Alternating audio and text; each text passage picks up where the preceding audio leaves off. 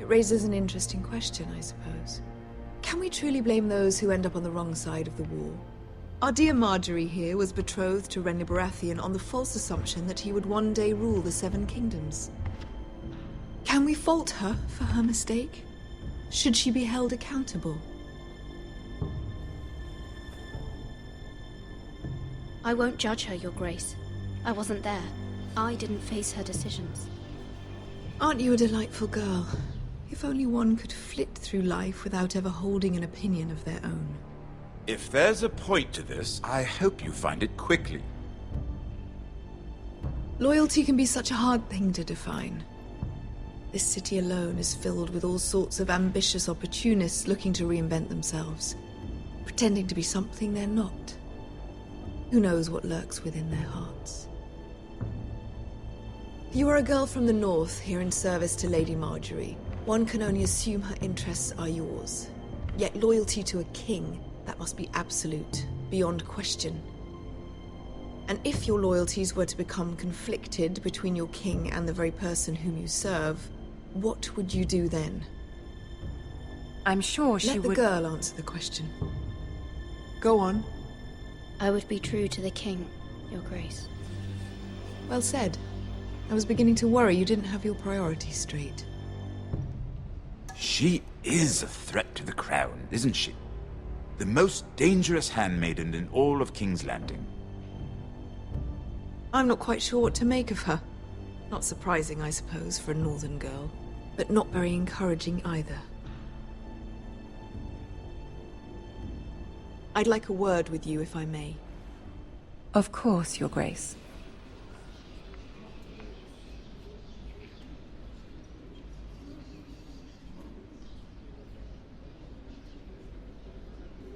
I'll walk you out.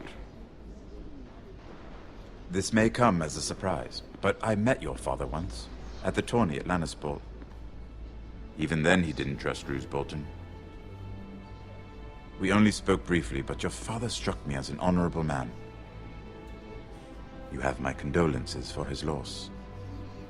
These would be trying times for your family, even under the best of circumstances. These are trying times, my lord. My family fears what might happen now that the Boltons rule the North. They must still answer to the crown. You shouldn't forget that, nor should they. That certainly took courage. To so publicly declare your loyalty to Joffrey for all to hear. Poor Lady Marjorie was humiliated, although Cersei seemed quite pleased. It was quite the first impression. I, of course, found it all highly entertaining.